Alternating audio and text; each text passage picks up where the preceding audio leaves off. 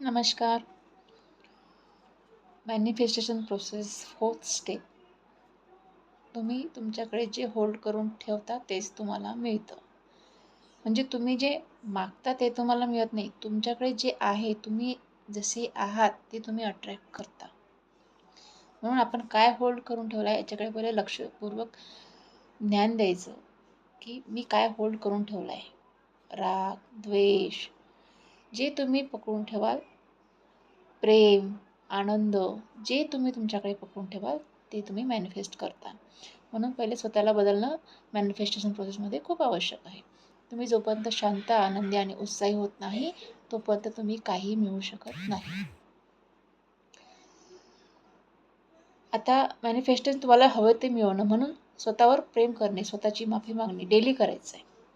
Daily एक नवीन knowledge gain करायचं आहे. डेली काहीतरी वाचायचं आहे. डेली स्क्रायबिंग करायचे म्हणजे लिहायचं आहे.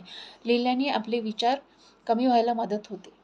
मग ते डेली जी डायरी असते तीही तुम्ही लिहू शकता. ते लिहिल्याने तुमच्यातले काय दोष आहेत, काय गुण आहेत ते तुम्ही ओळखू शकता.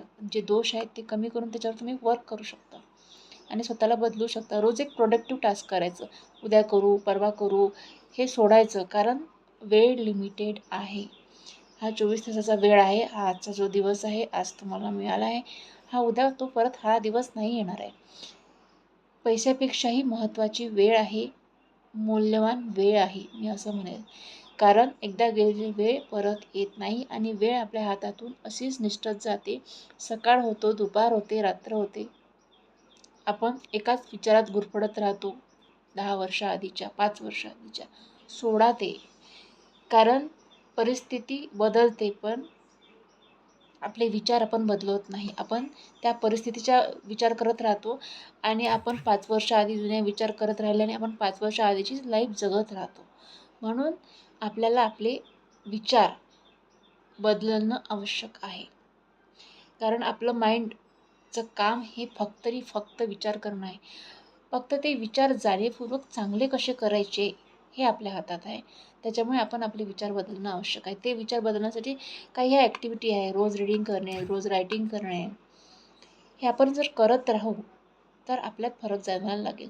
आणि उद्या करेन, आज करेन हे सोडायचं. आज करायचं. कारण वेळ ही अशी आहे ना, ही एकदा गेली की ती परत नाही मिळत. म्हणून वेळेची कदर करा. पैसा काय कधीही कमवता येईल, मिळवता येईल. पण वेळेची तुम्ही कदर केली नाही तर तो मिळालेला पैसाही तुमची कदर करणार नाही, व्हॅल्यू करणार नाही. म्हणून वेळेवर सगळ्या गोष्टी करणे आवश्यक आहे. स्वतःच्या हेल्थची काळजी घेणे, स्वतःवर प्रेम करणे, स्वतःला माफ करणे हे सतत रोज करायचं आहे. रोज ही एक सवय लावायची आपल्याला डेली. थँक्यू.